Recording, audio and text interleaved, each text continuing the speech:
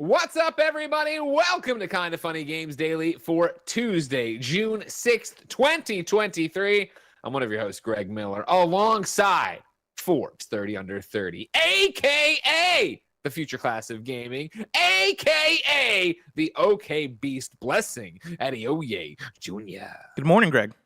Good morning. How are you? I'm doing really good. How are you doing? I'm good. What does the studio feel like? It feels empty.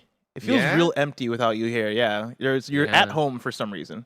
I am. Yeah, we woke up. If you're an audio listener, hopefully you don't even notice the difference. But here, if you're a video watcher, you see I'm trapped in the Janet Paris Phantom Zone over here on the wall. Yeah, we woke up, got the text from the nanny. She's out sick. So that then you got to sit there as a parent. You got to pivot. That's what parenting be all about right now. And I'll tell you right now, if you don't have children or you don't have children, you're never planning on having children, next time you're with your parents, just thank them. Because, man, it turns out this job sucks sometimes. You know what I mean? Of just being a parent. Like, it's great. Ben's amazing. Don't get me wrong. It's all the little, like, if this, then that, what about that, blah, blah, and then the wrench gets thrown in the works. You think you got it all on lock. You never do. But that's what life's all about, Blessing. Roll with the punches, right? That's right. At what age does Ben take care of himself? At what age can you leave him at home and everything's going to be okay? From what I understand, he can do preschool at, 3. And so I'll probably send him to a boarding school then. And then it's kind of just out of my hands, like 9 months of the year. And then he comes back and he'll be a man and he'll have the little salutes and stuff. I don't know if they do a boarding school. I didn't go to one, but do you know that I went to a boarding school? I vaguely remember that. The thing about Blessing Adioye Jr., ladies and gentlemen, if you're not aware, is that Blessing is like a comic book character that's been around since 1935, where he's got a bunch of different origin stories. And like the Wikipedia is like, do you mean post-crisis Blessing or pre-crisis? And they're all kind of true on what it was. So it's like, he lived in Africa. No, he's from Champaign. He's got Seattle roots. He was in a boarding. It's like, it's all true. None of it's true. It's all canon. It's all a canon event. But yeah, I went to boarding school and I absolutely hated it. Looking back, did you resent your parents for it though, or were you like, did it make you feel really good when you came home? You're like, oh, the parents, they're cool. But was it like a bad boarding school? All of the above, but so it was boarding school in Nigeria. Which, if you're an American, I was born and raised in Champaign, Illinois, up until age 11, to where they then took me to Nigeria, right, and put me into boarding school. No, with all due respect to your parents, that seems like a wild wrench to throw in a kid's life. Exactly. And so at the time, I absolutely hated it. I was like, what's going on here? Everything's different. It was culture shock. It was being in a boarding school in a country that I'd never been to before. It was all of that. And so after the fact, during the fact, I hated it. After the fact, I look back and I appreciate it. At least I appreciate it culturally for my parents exposed me to Nigeria, introduced me to this different culture, introducing me to my culture, right? Because my family's Nigerian. But also the boarding school aspect of it, I think helped me to socialize more, and I guess being entrenched in that environment 24/7 helped me to I make more friends in a different way, socialize people in a different way. I don't know. I think it was good for growth, but it was definitely in the time it was difficult. It was real weird. Okay. Well, in the chat, SkyCry26 says, I think Greg should move to Nigeria when Ben is 11. So maybe we'll do that. You know what I mean? It worked out pretty well for you. Yeah, I'm well adjusted. Put Ben in a Nigerian boarding school. Yeah. Kevin's asking what boarding school was like. I was there like all week, right? I'll be there for months at a time before I would go back home, right? I believe they were done in trimesters, and so I would be there for the whole trimester. I think there was a halfway point to where you would. I was either a visiting day where your parents would come visit you and hang out, or you would have a week or so where you'd go home, hang out at home, and then come back. But yeah, Sunday through Saturday, every single day, I'd be at boarding school. God damn. Did you have to wear a uniform? I did have to wear a uniform. I'd have to wear a uniform for when they call them the hostels, right? When I'm in the hostel, there was a home uniform, and then there was but what up? No wonder you like Persona so much. You lived it, man. Yeah. You lived Persona. Did you accidentally murder a kid and then they sent you to live in this boarding school? Listen, listen. I don't know. Maybe, who knows? But yeah, no, I had my at school uniform was a button-up shirt and then a vest over it and then a tie, and then I wonder if I can go back and find pictures. If I can, I'll end up posting them. But yeah, no, it was a whole thing. All right, well, that's something. Instead of talking about Blessing anymore, let's talk about the fact that Apple's got a new VR headset. Capcom's announced this showcase, and so much more, because this is Kinda Funny Games Daily. Each and every weekday on a variety of platforms, we run you through the nerdy video game news you need to know about. If you like that, of course, you can be part of the show for free at kindafunny.com/KFGD. Write in with your questions about the day's news, your theories, and of course, your squad up requests. Then you can watch us record the show live on twitch.tv/KindaFunnyGames and youtube.com/KindaFunnyGames. If you're watching live, you have a special job. Go to kindafunny.com/you're wrong and tell us what we screw up as we screw it up, so we can set the record straight for everybody watching later on youtube.com/KindaFunnyGames and listening on podcast services around the globe. Of course, if you like Kinda Funny Games Daily, if you're here every day, maybe this is your first time and you think the show is grand, head on over to patreon.com/kindafunny. Patreon.com/kindafunny allows Kinda Funny to stay independent, keep 11 of us employed, and of course, keep the mics and lights on. You can go over there and you can get each and every episode of Kinda Funny Games Daily ad-free. You can watch us record the podcast a day early and ad-free. And of course, you can get dozens and dozens of bonus episodes of content only on patreon.com/kindafunny and show your appreciation for all we do.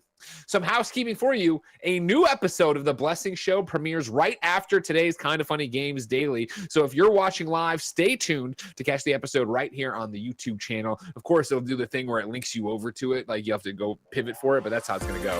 If you're listening later, of course, please go check out the episode on how to announce a video game. Of course, it'll all be up on youtube.com/KindaFunnyGames. Of course, The Blessing Show is a humongous hit. We love it. It is a passion project for Bless and Raj. They knock it out of the park each and every time. This episode is no exception. And of course, it's one of the few things we do that is strictly a youtube.com/KindaFunny video product. So please, if you can, make the time to go over there and watch it. Blessing, are you excited? I'm super excited. Yeah, right now, if you're watching the video version, Kevin has pulled up the intro, the unique intro we have for this episode that's showing off the Blessing Showcase. There is so much in this episode that me and Roger have been doing our best not to talk about, because there's a lot of surprises and a lot of fun stuff going on here. But shout out to this intro animation, I believe done by the one and only Cameron Kennedy, who kills it every single time. But yeah, this is just a taste. Go over there once the video goes live, watch it live to get all the surprises in real time. When I think of how to announce a video game, there's a few things I think about. What's that? Whether it be people or whether it be actions. And so they better be in this show or else, Blessing. Well, you said people or actions? Is that what you said? People and actions, yeah. People and actions. We'll have both of those. Yeah, we'll have people and actions for you. I got you. I love it. A new episode of the Kinda Funny Games Cast is up right now, and it's our Summer Game Fest predictions. You can go to youtube.com/KindaFunnyGames or podcast services around the globe to catch us going through our final predictions as we prepare for Thursday, when we will live react to Jeff Keighley's Summer Game Fest showcase and then do our Games Cast post show directly following. Of course, you can watch live on Twitch and YouTube as we react on Thursday. But for right now, go get an amazing predictions episode. Over on Patreon, there's a new episode of Kinda Feudy up right now as well. It is, I think, we don't remember what we do really well, but I think it's the most dominant Kinda Feudy performance of all time, Blessing. Yeah, no, I think that lines up. We still have to, I have to go and see and check what the scoreboard or what the leaderboard looks like for Kinda Feudy, but... And when you say check, you mean you need a fan to make that for you. I need a fan to compile that information and let me know what's the highest score we've gotten on Kinda Feudy so far, because this episode is a contender for sure. Okay. Thank you to our Patreon producers who help us make this happen. Casey, Andrew, Delaney, Twining, and of course, James Hastings. Today, we're brought to you by Amazon, Shady Rays, and BetterHelp. But we'll tell you about that later. For now, let's begin the show with what is and forever will be the Roper Report. Time for some news. 7 items on the Roper Report. A baker's dozen! Number one, of course, yesterday, Apple tried to throw Kinda Funny Games Daily off by holding a live stream and announcing a bunch of stuff while we were live, but they couldn't get it all out in time for our show. So the number one report, of course, is Apple officially reveals Vision Pro, its new $3,499 mixed reality headset. This is Taylor Lyles over at IGN. Apple's mixed reality headset is real, and it has been announced at the company's annual WWDC keynote event.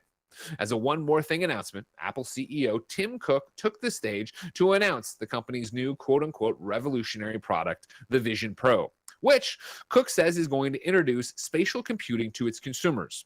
While the keynote focused heavily on the Vision Pro's augmented reality capabilities, it is capable of switching to virtual reality seamlessly by using the dial on the headset.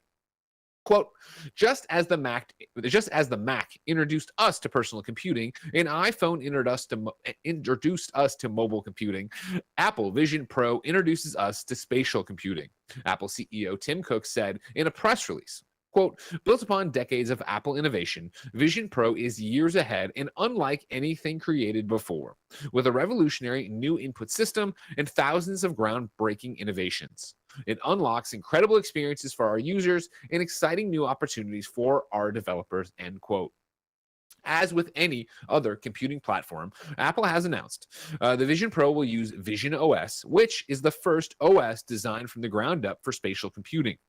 Unlike Apple's other operating systems like iOS and macOS, Vision OS is a three-dimensional user interface that quote-unquote frees apps from the boundaries of a display. Apple notes the Vision Pro will allow users to be more productive, access their favorite apps, and find new ways to multitask if they decide to pick one up. Based on how Apple is marketing the headset, it appears the headset will serve more as a direct competitor to the Meta Quest Pro than gaming-centric headsets like the Quest 2 and the just announced Quest 3. As far as battery life goes, Apple is designed for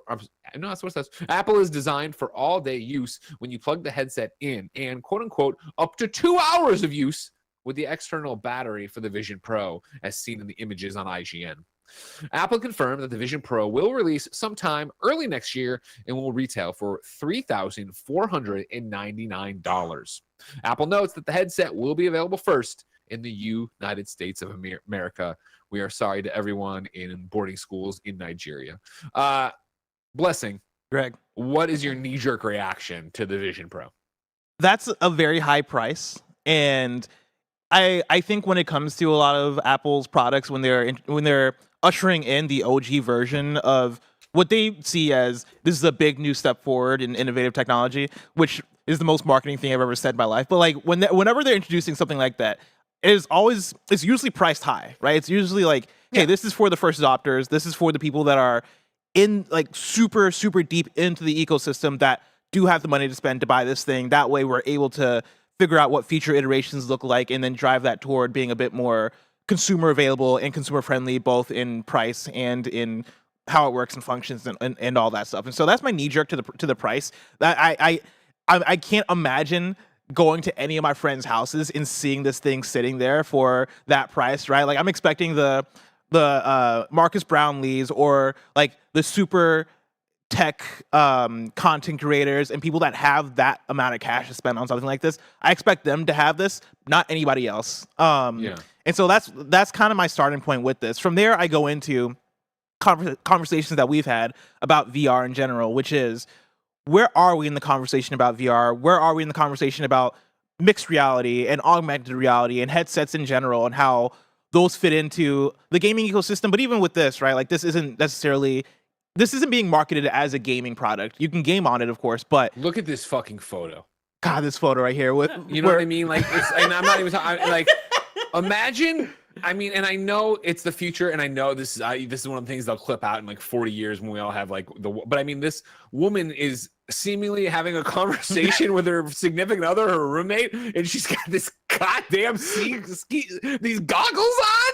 Look at her. Is she watching a movie or is she talking to this guy? Could you imagine having a serious conversation with your significant other and like they have this thing on and their eyes are twice the size as their regular? And it's like it's totally a thing of like, imagine like it is a serious conversation. The guy sits down, he's like, I just got the report back from the doctor, honey. It's not good news. They're looking at you like this. Wait, are those not her actual eyes? They are, but I mean they're magnified, right? Are they? I'm not even, again, I'm not talking about the model or the actress. I'm just talking about how ridiculous it looks to have these ski goggles on in your house. And are they amplified or not? They definitely, even the color. I think these are bad, like Photoshop. Also, like, she's having a conversation, so are they off or is she like watching something? You know? People are saying it's not actual eyes, that it's AI eyes. These are photoshopped eyes. Well, like when it's a screen. Hold on, Someone says that is a screen. It's when a you're screen. actually like removed from the marketing thing, because of course it's Photoshop. God, when yeah, you're using this in real life and you go through the see-through mode, the pass-through, and you see that person's eyes, it's gonna be like a video projection of. That's not real. You're right. Kevin, roll it back up and I'll read off the screen. My eyes aren't that great, but let me read out. Here we go. So stay connected to the people around you. Vision Pro, hold on, I gotta expand my screen because I'm here. Vision Pro helps you remain connected to those around you. Eyesight reveals your eyes and lets those nearby know when you're using apps or fully immersed in experience. When someone approaches, Vision Pro simultaneously lets you see the person and reveals your eyes. And that's the thing, like It they are like her eyes, but it's a article. video of her eyes. Yeah, you're right. Because like obviously there's a screen in front of her, so it's not transparent. Yeah, right? Yeah, exactly. This is absurd. I hate how much I would so be into this if it wasn't $3,500. That's insane, right? Like we all agree. Yeah, that's an insane price. It's an insane price. Maybe even $1,500. But that's the thing is, what I mean, by the time we get to let's say Gen 3 or Gen 4, and I know that's my thing is, I think that's an if, right? Like, is this thing going to hit enough? Yeah. Is it going to actually sell enough to be like, okay, let's continue making these? I think this is going to be just as big as the Apple like studio headphones that they came out with. Which ones are those? Yeah, exactly. Like, look, Fair enough. neither of you guys know it. So those are the like large over-the-ear headphones. You're not talking about Beats by Dre, right? Is he fucking serious? Apple headphones. Does Apple not own Beats by Dre? I thought Apple bought Beats by Yeah, Dre. I'm pretty sure. It does, but it also came out with Apple giant headphones. Gotcha. Like, I think that they were like, it looks like right now they're $500. The AirPod Max. Oh, gotcha. AirPod Max. Right? Listen, I'm an Android person, so I don't need to pay attention to any of this bullshit. But as I'm saying, like, you don't see these out in the street all day, every day. You see them every once in a while.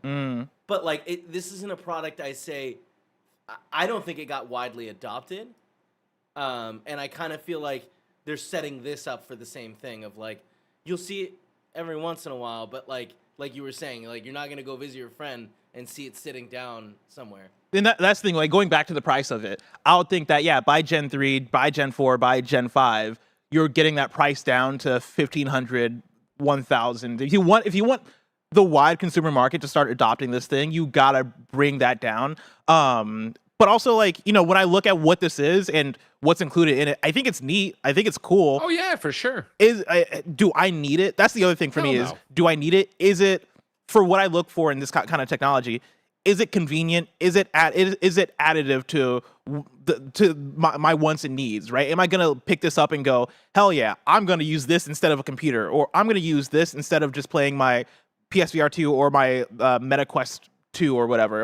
Is this going to replace anything that I already have in a way that's enough for me to pay thousands of dollars for it? Right now, no. Like, I don't see myself picking this thing up. It's neat, like all the stuff they talk about. Yeah, I like the pass through. I like the idea of like all the AR stuff. AR, I think, has a lot of neat ideas, but I just don't see the need for it. I think that's for me where this has a lot of shortcomings.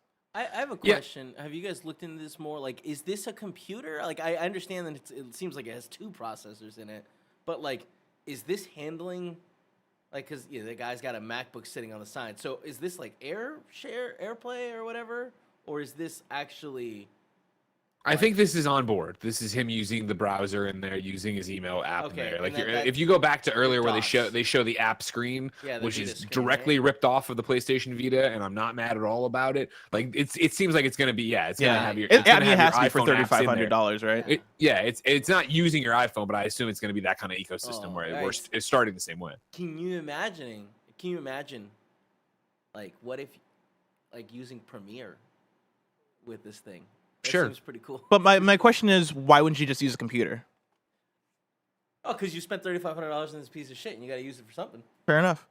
Yeah, I think you start talking about those kind of things, and you get into really unique, and I don't think mass market yet use cases for it, right? Of just like trying to be the super hip office and having that thing, you know, if they get powerful enough, blessing to your point, to be able to run Premiere, because I guarantee this thing would chug and not be able to do it well, right? I mean, the M1 is like a hell of a processing chip. Like you think, but even with running the AR stuff and doing all this other jazz, like I think it's just how my MacBook handles Premiere, which is old, obviously. Yeah, I understand, really but old, yeah, because it's like my iPad handles Premiere pretty well. Yeah, but it's back to like I think in some way, right, of like how the Quest is the Quest, right? Or Meta Quest is one way, and then the big dog Oculus, whatever the fuck Quest is a different thing, right? Because it's got the power of the computer attached to it, right? Same thing of Quest versus PlayStation VR and stuff. Which again, I'm not even talking about the VR options as much as just what this is. It honestly harkens it back to a lot. Kevin, one of the things you were showing there, right, was the guy sitting there at his couch grabbing his controller and playing either, I guess, a Mac game, or if it's passed through for HDMI, right, playing his PS5 on it or whatever, and having this big screen. And I remember at the launch of PlayStation VR, one of the things I talked about was the idea of like, oh, well, even if you're not using it for, VR, you could use it to play the games in it and have it as a big screen there. And I remember Colin being like, yes, but that's not a real use case. And I was like, I'm not really making that argument. I'm just saying that's one of the things you could do. It's the same thing that strikes me here. And you get like this guy here, like go back down. Go right there. I'm sorry. The guy looking at the photos of his family or whatever. Up one, not this one, Kevin. Yeah, right here. Like this is fucking The Punisher, like on Netflix, right? He's watching old videos of his family that were before they were murdered by the mob. He's watching that in his house. He takes it off. He's all cyberpunk and he's gonna go out and kill everybody. Like, who the fuck's doing this? Like, I don't, you know what I mean? Like, and again, 20 years from now, we look back and laugh at this in the same way. I'd be like, who's looking at photos on their phone? I guess at some point, but it's like, and I look at this and it looks again. I'm with you, Bless. It's Gen 1. Like what I've said before, what I was hoping Apple would do, and I imagine will do, right, is eventually work on AR in glasses form. Like, I was hoping Google Glass version 7, right, would look like my normal glasses and have the stuff I'd want on them rather than a big old clunky VR headset. Again, that I feel the same reason so many of us don't use VR often, right, is the way it cuts you off from the real world and other people in your house or what's going on at the office kind of thing. Whereas sure, this one shows me my giant bug eyes or whatever, and I can see around. But it's like, can you imagine all of us like trading in our computers and we were just around the office using these things? Like, God, that's so bad. And again, I think when they get it down to a form factor that isn't this obnoxious, maybe. But that's the thing is, I like, man, this is gonna be such a fun conversation to look back to 5 years from now, because I could see the future in which this actually does take off if they're able to get this to a price point that works for it. Because I believe, from the way they talk about it, and this is all marketing speak. This is what Apple does, all that, right? But like them talking about it as, hey, we had the our Apple computers, we have the iPhone. Like this is the next step into like our technology or whatever. Them being, I think the way they see this is, you go into an office, you go into a headquarters of a tech company, and you walk in, and instead of laptops and computers, it is just the Vision Pros that are at each desk, and you are doing all your work from that. I think it is, hey, if you don't want to buy a TV, a computer, a gaming, like if you don't want to buy all this shit, just have a Vision Pro, and now you can use the AR and watch TV on your on your fake TV that's on the wall, right? You can do your work from it. There's a lot of utility there. But it's just very expensive right now. I think that's, again, you're right. This is going to be an interesting conversation to look back on. Because, again, what you just said nails it. Mm-hmm. Whereas if this is an all-in-one computer, keyboard, monitor, let alone, for us, think about us where it's always switching HDMI inputs or whatever on our screens to go between using it as a second monitor to be able to play games, to do whatever. Think about like when Nick needs to go home to watch whatever in review movie. Like there's a bunch of different things. Yeah, I can see us all on our own at our desk with these things on and blah blah. But like, and I also can see it to the same degree of on an airplane, right? Like, okay, cool. Like I never use my laptop on an airplane, right? Because I'm a gigantic fucking dude, and it's like there's no space to put all that stuff out and have it the way I want it. So if it was there and I'm just able to use the keypad like a little T-Rex, whatever. This is, of course, checking in how socially awkward this will be. Yeah. This, like this is not a real use. I tell the story all the time of coming back from South by Southwest in 2016, and I walked over to the gate where I left my bag with a PR friend, and I came back and he was wearing a Vive in public, just fucking doing VR. I was like, take that shit off right now. You're not that guy. We're not doing this. We're not doing this in the airport. Like, Greg, it's the same thing here, but like eventually, like you have to have those baby steps. And so Apple makes the gamble here and does this thing. And again, yes, the big killer is the price point, because if this was $1,000, like you're saying, $1,500, I don't think I would rush out and buy it, but I'd be more interested in it. Like I would be like, oh, like I could see me wanting to tinker with one of these to screw around with it and see what's up. But like at 3,500, no way. And I saw people last night arguing of like, oh, well, 3,500 is for the, the hardcore, and then developers will get them and they'll start making stuff. And it's like, it's such a chicken and the egg thing. I think VR in general has been such a, oh, it's going to be the gold rush. And then we saw the giant culling of groups and devs and money inside of it go away, where it's like, are people looking at this as this is like, this is fucking awesome. This is amazing. Because again, like, this guy's got a beautiful fucking office right there, Kevin.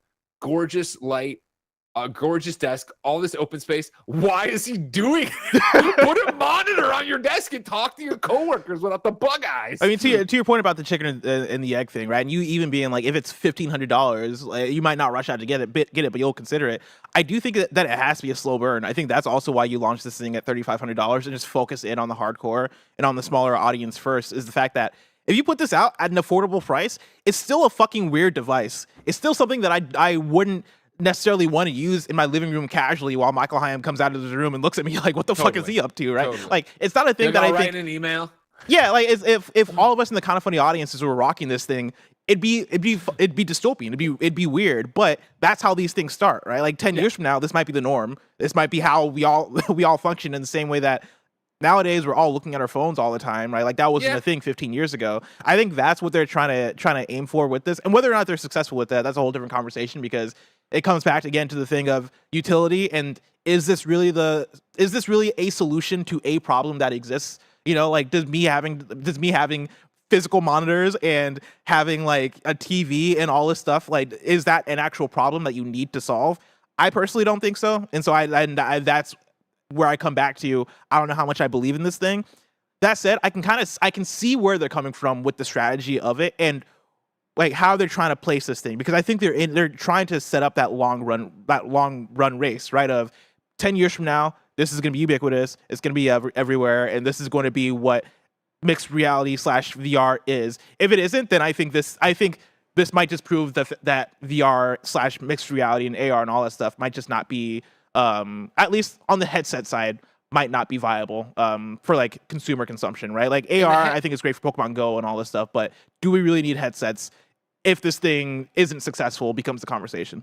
And you wonder if that's what kills it. You have to make these steps, you have to make money, you have to iterate, you have to try, you have to get in people's hands. But what people want is what I want, what I assume other people want, is what I'm talking about, right? Whereas at the most basic level, it is a pair of glasses that have what I want popping up on them or doing it, right? It's not a giant headset that makes me look like a goof. And again, I know that like you do it to iterate, but Google Glass, Kevin, whatever happened to Google Glass? Oh, like, it never left the like beta thing. It never launched like a real product. And it's that thing where I think we're in a time right now where, and I'm not even trying to sound like a commercial for something I don't even know what I'm promoting, but like we're in a time more where we're trying to be more connected to each other, right? Where it's like, you know, the iPhone was awesome when it got announced, let alone you get to FaceTime, you get to all this stuff. You know what I mean? I like the watch being able to look down and get the notification right away. But I also like, it's so easy to put away and do these things, right? It is a glance and you're done with it. And I feel almost like when you watch, God knows which Avengers or Iron Man, right? There was the stuff where like Tony would like do something on a pad and then throw it up and it would like project and be like, that shit would be like, and I understand to get there, you need to start somewhere with AR and augmented reality and bring and mixed reality stuff. So I get it. And I'm not smart enough to have the solutions, but it's like, I look at that and I'm like, that ain't it. And I wonder if it dies on the vine because Gen 1 has to look like another headset that people aren't rushing out to buy. So what does this do anything for your perception of VR / headsets as a whole? Absolutely not. No. I think again, but I think Apple knows that. I don't think they're launching this at $3,500 being like, this is gonna be a huge hit with the mainstream. I think they're launching this, and like even what some of the very PR answers, right, is like Apple Vision Pro introduces us to spatial computing, right? Like it's an introduction. If Apple is committed to doing at least 3 gens of this, you're in a different ballpark. I remember the first Apple Watch, and when Tim came back with it, I was like, oh, that's really cool. How long does it last? And I forget how long it actually lasted, but it didn't last the whole day. And I was like, that's fucking dumb or whatever. And it was like, but it's like, no, it's cool and it's this. And I waited till whatever gen this watch was, and it was good enough and what I wanted. So maybe they keep going on this and they get there and they do it. But it's also then there are so many things to then talk about on top of just the price point and the clunkiness of it, of just like, to this day, like, there's no controllers, right? So there's no tactile stuff. It's just gonna be the spatial thing with your hands. It's like, is that really going to be good enough for typing an email? Like, if my lighting is off, emails on my iPad, right? Like, I just don't like that tactile function. I like it on my iPhone, but not on my iPad. Like, would I like this? Yeah, and like, I mean, from what we've used of VR already, like, I remember PSVR 1, and like in the apartment that I had, because of the setup that I had, either the lighting was going to be too bright for my PSVR 1 or too dark, and I couldn't find the perfect in between for it to function all the time as perfectly as I wanted it to. If this thing is using no controller, right, like, that becomes a big aspect. Which this is an expensive product. This is Apple. They have people smarter than me trying to figure this stuff out, and so you would hope that, no, this is going to work seamlessly. It's going to work perfectly. You're going to be able to type all the words that you want to at a fast pace, no matter the lighting in your room. But is it actually going to pan out that way? Is my question. This is interesting over here, right? Of course, Hatch Dad says you can use a Magic Keyboard though, which gets super exciting, because if I can use the Magic Keyboard, perhaps I can use an external monitor and then maybe a mouse on my desk, and then maybe then I could save about $2,000 to $2,500 by just buying a fucking computer. Like, what's the fucking point? What are you talking about? Yeah, Hatch Dad. Yeah, I'm fascinated with this thing. I'm at a place where I'm kind of half and half on it, you know, like, I'm like, half of me is like, this is weird and I don't really, too expensive, all this stuff, but the other half is like, yo, I'm on a wait and see approach. Like, let's see what the conversation is half a decade from now or a decade from now, and see like the steps they take to actually make this more viable and more like, I think that has way more utility than what it seemingly has, because, you know, I think this could be the future, but I need them to push it more in ways that I actually care about. Could be the future is an interesting statement, and you know what I mean? Like, it could have a future is what I'd be willing to say. I think it could have a future and have, you know, get to a place where it could be cool and we could do stuff with it, but I digress. We will see. Apple send us them for free so we can try them and see. Me and Kevin will throw away our computers. We'll just sit there. I'll throw it out. I'll use Mac. Ugh, you know, I'll do it for you. Thank you. Number 2 on the rope report. That's right. Only number 2, Blessing. Oh, God. Capcom has announced the Capcom Showcase via tweet. Capcom says, tune in on June 12th, 3 p.m. Pacific for a Capcom Showcase digital event featuring roughly 36 minutes of news and updates on our latest games. See you there. And then, of course, the image driving home Monday, June 12th, 3 p.m. Bless, what's your hype level? So when this announcement came through, I did what I usually do when I see new showcases pop up, and I went back and I looked at the previous one to see, all right, how exciting was the previous Capcom showcase? Because I vaguely remember being, I think, a bit underwhelmed by it, and I look through and I'm like, okay, yeah, this makes sense, right? Like, from the Capcom showcases, you're usually getting updates to stuff you already know about, and then maybe 1 or 2 new things here, but it's never anything that's crazy, like nothing that's like super substantial. And so when I look back, right, I have up the Eurogamer thing, and they talk about how they had the Monster Hunter Sunbreak demo launching for PC was announced there. They had like an additional trailer for Street Fighter 6, and that's after we already had 2 trailers showing up at State of Play and I believe at Summer Game Fest as well. We had another like update for Exoprimal, and I think like the big thing really was Resident Evil. It was a couple of things. Resident Evil Village had the DLC announced, and then also we had Resident Evil 4 gameplay actually happen at the Capcom showcase, and then like some things here and there that weren't like super wild, like those Dragon's Dogma anniversary thing announced. But yeah, basing my hype off of that, cool. Like, I'll watch it. I'm not excited for it. I don't think we're going to get any big new announcements just based off of what the Capcom showcase has been. But if we get like fun DLC stuff or fun updates for Street Fighter, or if we get like maybe another demo for Exoprimal, yeah, sure. Like that's cool. But I don't think this is going to have anything substantial. You sound stoked for another Exoprimal demo. Yeah, of course, this broke during our KindaFunny Gamescast. We were recording yesterday for our predictions. Everybody stood by me that it's my prediction of Monster Hunter World 2 at Jeff Keighley's SGF event on Thursday could still happen with this. That they would announce it there, go into details here. I appreciate that. I like that. And don't worry, I know about the Rise event on Wednesday. I'm saying it would bridge to. Don't worry about me and my predictions, everybody. They're great. Yeah. I'm with you of like, okay, cool. This is, one of the questions I saw both in our stuff yesterday for the predictions, and then already in the chat was, what about a Mega Man? Like a Mega Man would fit a showcase, right? If you're going to do like another 8-bit side-scrolling Mega Man, do something like that, a throwback for that, or some kind of collection. I think you'd get something like that here rather than SGF. Yeah, I could see that. And then the Resident Evil 4, do we have any news about that DLC? Because I know the original RE4 had that DLC where you play as Ava, if I'm correct about that. Have they talked about that at all? And this is a question for chat, and you're wrong. And does that seem like something that would show up at a showcase? If we've not heard anything about that, I would think that you would use this Capcom showcase. People in chat are saying no, that we've not gotten that. And so yeah, maybe you talk about that here. Maybe. We'll wait and see, everybody. Monday, June 12th, 3 Pacific. I assume we'll be reacting to it. That's Ubisoft Day. It'll be a big old day of reacts around here. And we're supposed to do our Gamescast of what we played at SGF, but we'll figure it out.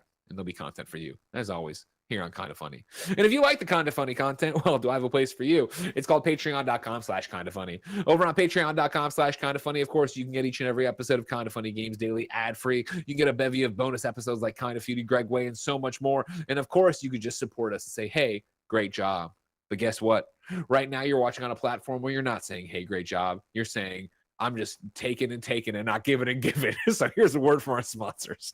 This episode is brought to you by Amazon and Summer Game Fest. We are in an absolutely stacked year of video game releases, and you can find all of them on Amazon.com/SummerGameFest. I hope that you found a spare few hundred hours to play all the amazing games that have come out this year already. Gamers have been eating good this year, but this is the only place you want to be. Amazon.com/SummerGameFest, because guess what? This summer, there's going to be even more exciting announcements coming through of so many more video games that are about to be on all of your favorite consoles, like Final Fantasy 16, Armored Core 6, Diablo 4, Street Fighter 6, Mortal Kombat 1, Exo Primal, Assassin's Creed Mirage. The list goes on and on. You can go to Amazon.com/SummerGameFest all summer long to discover the top new and upcoming games as soon as they go up for pre-order, or you can go check out the website now for everything you might have missed so far this year. Again, that's Amazon.com/SummerGameFest for all of your video game needs.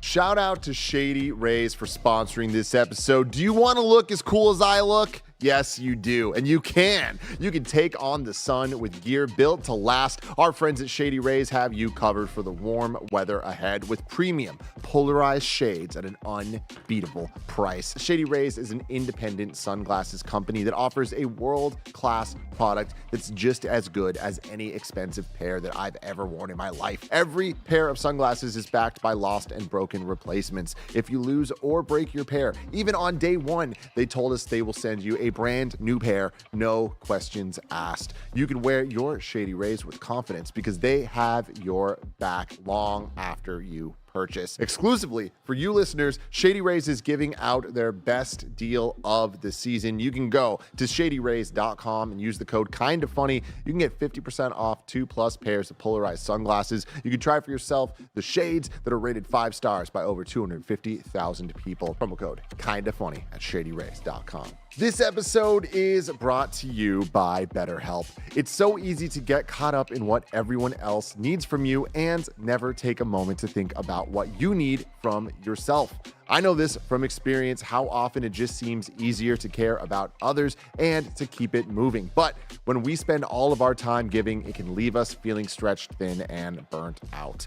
Therapy can give you the tools to find more balance in your life so you can keep supporting others without leaving yourself behind. Some of my very best friends use BetterHelp and love how helpful it can be for learning positive coping skills and how to set boundaries. It empowers you to be the best version of yourself. If you're thinking of starting therapy, give BetterHelp a try. It's entirely online, designed to be convenient, flexible, and suited to your schedule. Just fill out a brief questionnaire to get matched with a licensed therapist and switch therapists anytime for no additional charge. Find more balance with BetterHelp. Visit betterhelp.com/kindafunny today to get 10% off your first month. That's BetterHelp, HELP.com/kindafunny. Number 3 on the Roper Report, Diablo 4. Why did I say it like that? I have no idea. Diablo 4. Diablo 4 already has 2 expansions in the works. This is Cameron Koch over at GameSpot. But of course, you knew all about this if you listen to the KindaFunny Xcast. Diablo 4 may have just arrived, but Diablo franchise general manager Rod Ferguson has confirmed that 2 expansions for Blizzard's latest ARPG are already underway. In an interview with KindaFunny Games on the KindaFunny Xcast, Ferguson casually mentioned that the game has 2 expansions in the works while discussing how to avoid developer burnout and create future content sustainably, while still sticking to Diablo 4's quarterly season plans. Quote, so you have to build your team and your structure around a way you can do that sustainably, because you're kind of always shipping in a way, Ferguson said. In fact, that's something we talk about. We have to build things in parallel. Right now, as I sit here, we're talking about the launch of the main game. We're finishing up Season 1, we're working on Season 2, we're working on Expansion 1, and we're kicking off Expansion 2. All that's happening right now, and we haven't even launched the game yet. Of course, this is on the KindaFunny Xcast last week, which I'm sure you all listened to because it's Mike doing a great interview. Blizzard had previously stated that the goal for Diablo 4 was for it to receive story expansions that will push the game's core narrative forward. But this is the first news that there are already multiple expansions in the oven. Assuming both those expansions are officially released in the years to come, Diablo 4 will be the first game in the series to receive more than a single expansion. Diablo 2 only received 1 expansion, Lord of Destruction. Diablo 3 also received 1 expansion, Reaper of Souls, but did eventually receive class DLC in the form of Necromancers. When it comes to Diablo 4 seasons, Ferguson said much of the team's learning comes from Diablo 3, although Diablo 4's will be deeper and richer. Each season will have a narrative quest line that brings players through the new features and mechanics of the season, with cosmetics and the game's battle pass all focusing on that season's core theme. Blessing? Greg. Fuck yeah. This excites you? Oh my God, dude. All I've been doing is playing Diablo. While we're here, let's toss this in. Number 4 is Diablo is Blizzard's fastest selling game ever. Wario64 tweeted, Diablo 4 launches, immediately sets new record as Blizzard Entertainment's fastest selling game of all time. Quote, in the 4 days since early access started on June 1st, Diablo 4 has oh my God. Diablo 4 has been played for 93 million hours. Jesus. Yes, these expansions excite me, Blessing. I am still firmly and actively addicted to Diablo 4. It is all I want to play. It is all I have played. Every night, Jen and I put Ben down and then immediately run down here to the big screen TV and play couch co-op Diablo. And we've done that every night since Thursday. It's bummed me out that I've not been able to get into Diablo 4 yet. I have plans to boot it up for the first time tonight. And so come join us. I plan to, but it's been that thing where, again, there's been too many video games. And my latest obsession has been Street Fighter 6. Last night or this morning, I forget when, I tweeted out, I think it was last night, I tweeted out that, Street Fighter 6 is my game of the year that's not Zelda. And right under that, I got somebody replying to me being like, Street Fighter 6 over Diablo 4. And I almost came back at them, but I was like, you know what? I've not even tried Diablo 4. Let me give it a shot. Like, let me actually check out this game. But like the fact that we're in this time right now where Legend of Zelda came out, and it's probably one of the best games I've ever played. And immediately after that, I've gotten Street Fighter 6, which is the most fun I've had in a video game in a long time. And then also I see the whole office obsessed with Diablo 4, and I really want to give it a shot as well. Like, we're in a blessed time to be playing video games, let alone Final Fantasy 16 is on the verge of coming out in a couple of weeks. Like, what a great time to be alive. And what an amazing time to be alive to be a gamer right now. Yeah, 100%. You're right there with me. Like, I've been very happy that a bunch of you for Gamescast have agreed to take on the other reviews that have been on top of us, because I've just been able to be like, you know what, I'll get to the other review embargoes later and worry about it after SGF. I can just binge Diablo because that's all I want to do. It's all I want to play. And so it's going to be hard to go to SGF and bring remote play with me and see if that works, but we'll see if I actually get anything done. But I've been having such a great time with it. I'm so happy because in the review, we talked about it of like, we're reviewing something, our progress doesn't carry over. We'll never really know the end game, yada, yada, yada. But I was like, I feel like this could be my destiny in terms of this is going to be even more like, I guess, my Marvel Heroes Omega, like where it's going to sit on my unit forever. And I'm going to be excited to go back to it once in a while. And I want to play something, but I don't know what I want to play. Go in there and sink in time. But listening to Rod and the Xcast talk about the expansions, talk about the seasons and stuff, I'm so happy there is going to be drip fed content that even when I inevitably do go off and do other reviews and get hooked on other games and yada, yada, there'll be that, oh man, in X amount of weeks, there's going to be the Diablo season drop and there'll be a battle pass. And there'll be all these reasons to go in there, roll a new character, go through and do it. Like, super stoked. Having so much fun with it. Hell yeah. But yeah, when you get on tonight, hit me and Jen up. We'll get you in there. I'll let you up. We'll happily run. You can run with it. And that's the other thing. They do blessing, you know what I mean? Yeah. They fucking crush being able to play with other people, jump in. The enemies will be your level, but they'll be our level too. So, we're both seeing the same thing. We're doing the same stuff. We're getting new progresses. We're having a great time. Does that not like invalidate the leveling system though? Like if the enemies are the same for everybody? I mean, every enemy scales to you. So you're not going to go to a dungeon at level 47 and be fighting level 11 guys unless you joined locally, but that's a different conversation. But like the game is meant to be it's like Borderlands was, where you can get in, Borderlands 3 was, where it's like, hey, everybody's going to be able to jump in and have fun with this. Hell yeah. I digress. Number 5 on the Roper Report, the Starfield Xbox controller and headset will release during the Xbox Game Showcase. This is Chris Scullion at VGC. Microsoft will announce what the hell? It's Starfield Xbox wireless controller and headset during its upcoming Xbox Game Showcase, and will then immediately make it available for purchase. That's according to Data Miner. Don't try to correct the text now. It's too late. Listen, that's on Chris Scullion, all right? Hey, I'm not saying it's on you. Just don't make me look like an idiot. That's according to Data Miner, Bill Kuhn, who has a near flawless track record of product leaks. The Xbox Game Showcase will take place Sunday, June 11th, and will begin at 10 a.m. Pacific. Yes, ladies and gentlemen, KindaFunny is going to SGF, flying back that morning to make sure we are here to live react to it with you. So make sure you catch us on Twitch and YouTube. I digress. Back to the article. It will immediately be followed by a Starfield direct presentation focused solely on Bethesda's game. It's not clear whether the controller and headset will be revealed during the main showcase or a Starfield Direct, though logic would suggest the latter. The controller will reportedly cost $79.99. Reports and images of the Starfield Xbox controller have been doing the rounds online for a number of weeks now, with purported leaked photos showing a white controller with a rainbow effect around the Xbox button and clear triggers. Some users in the US have also started sharing photos and images that appear to show the controller already in stores, ready for release on June 11th. Hell yeah. Kevin, there's a link in the doc with the image of the controller, and this has been leaked for... God damn, that's a hot-ass Yeah, and this was leaked a while ago, and I remember thinking, man, I really hope this is real because it looks incredible, and yeah, I'm happy that this seems to be real, right? Like Bill Kuhn here is like... anytime they open their mouth, I believe what they say. Like they could say Half-Life 3 is coming tomorrow, and I'll put money down on Half-Life 3 coming tomorrow. But yeah, no, this controller looks fantastic. Yeah, 100%. No notes. I love that. Let's go. How excited are you for Starfield coming out for a conversation about all these incredible games? Do you think Starfield is going to be another entry into what's been one of the best years in gaming of all time? Dude, I hope so. It's such a weird one where we know we've had so many amazing games this year. We are feasting on Game of the Year contenders already. And so then you get to Starfield and it is just you can take the pro side or the con side of just like, it's a Todd Howard game. It's a Todd Howard RPG, single player RPG. Like, yeah, you have my attention, you have my money, you have my 50 hours at least probably of playing this thing. Even if it gets to it, I'm like, I'm not that into it. Like those kind of games are great, right? Then the con side, it's been delayed a bunch. Obviously, Fallout 76. I mean, there's, that kind of thing. Your reaction to Fallout 4, depending on who you are, is it anything more than a No Man's Sky? Is it not? Like, it's just the fact that that one gameplay big old demo they did, right, didn't set the world on fire.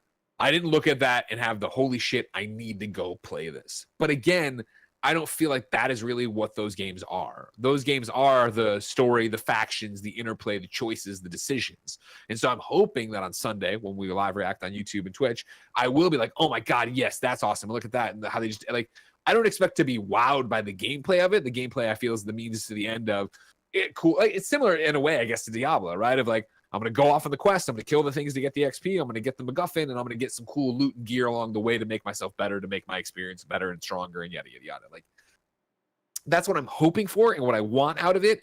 And the gameplay presentation they did of it just didn't blow my hair back. It did just look like another one of those space games. And I'm hoping this Sunday, like, here's why we're not just another space game, and I can be all the way in on it, all the way excited about it. Back to the pro column, Bethesda, Todd Howard, Xbox, Phil, they know what this game needs to be.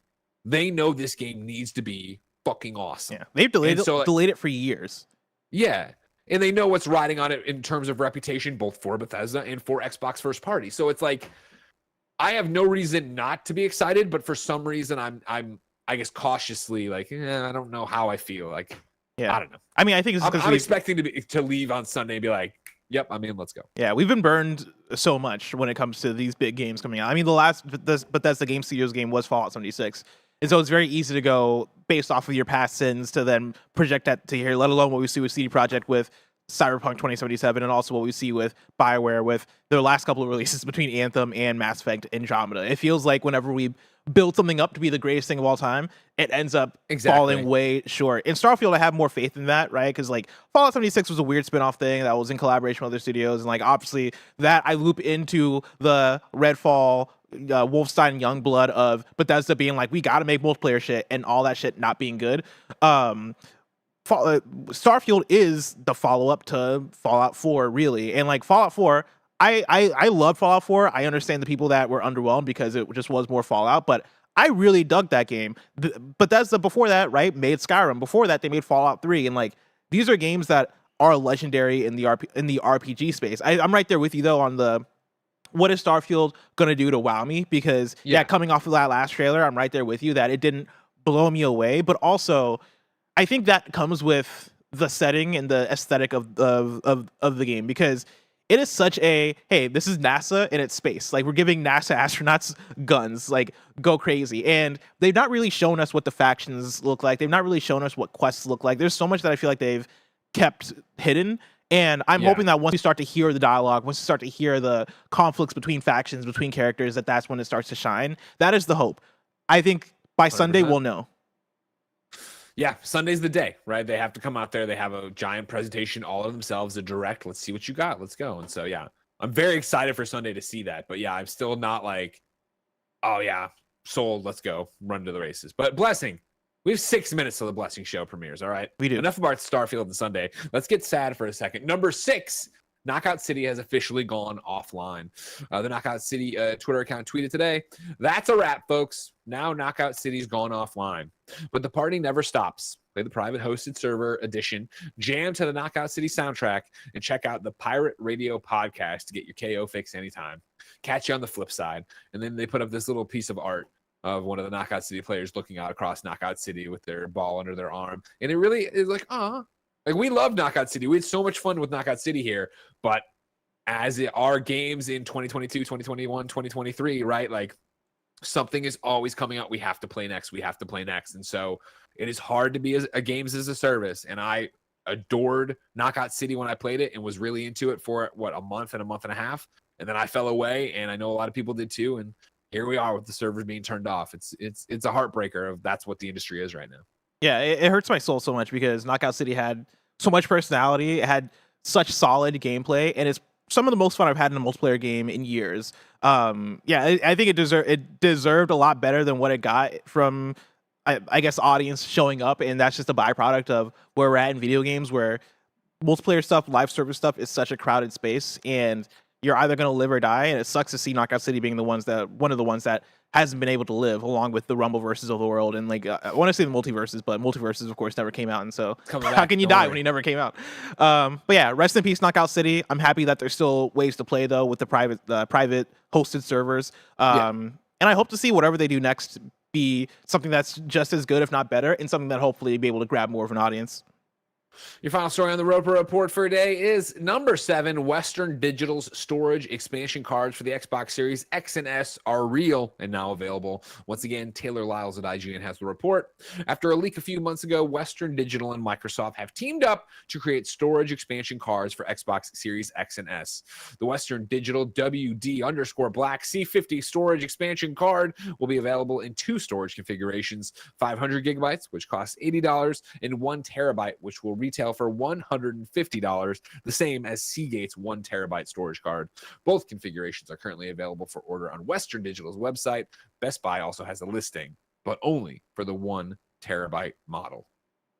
Fantastic, Bless. I'm glad people can buy and expand their Xbox thing to get in there and play the Redfalls and play the Grounded. You got to be able to have space for all those games, those first-party games you're downloading. Exclusives and first parties. But let me tell you, Bless, these cards coming to retailers so far away. If I wanted something more immediate, where would I go? You would go to the official list of upcoming software across each and every platform as listed by the KindaFunny Games Daily Show hosts each and every weekday. Yeah. Out today, Diablo 4 on PlayStation, all of them. Xbox, all of them in PC. Who would be foolish enough to try to fight Diablo's Day? Amnesia the Bunker on Xbox, all the Xboxes, PlayStation 4 and PC. Then Loop 8, Summer of Gods on PC, PlayStation 4, Xbox One, Nintendo Switch, and Nintendo stood up and said, we'll fight Diablo, and they're giving you new Nintendo Switch Online games today. Kirby Tilt and Tumble on Game Boy, Blaster Master Enemy Below on Game Boy, Harvest Moon on SNES, and Mystery Tower on NES. Meanwhile, new dates for you, Planet Zoo, a Rid Animal Pack is launching June 20th. Crime Boss Rocket City is launching June 15th on PlayStation 5 and all the Xboxes. Finally. And then Mike's going to be so excited. Jumanji Wild Adventures launches on Xbox One and Series, PlayStation 4 and 5, Switch and PC November 3rd. Deals of the day for you. Nintendo of America has announced Nintendo Switch Online members from June 7th to June 13th. You can download and try the full NBA 2K23 game at no additional cost. So there you go. Have fun with that. Madeline has written in for Squad Up, just like you can, at kindafunny.com/KFGD, and says she needs help. IRL. I'm going to be at Summer Game Fest on Thursday at the YouTube Theater. Would love to meet up with some Kinda Funny best friends before or after. If you see me with bright purple hair, come say hi or let me know on socials if you'll be there. Smiley emoji. Of course, Madeline is mad exposure on the socials. Madeline will have purple hair and better be wearing a Kinda Funny shirt. If she's not wearing a Kinda Funny shirt, I have it on good authority that I can get Jeff Keighley to throw you out.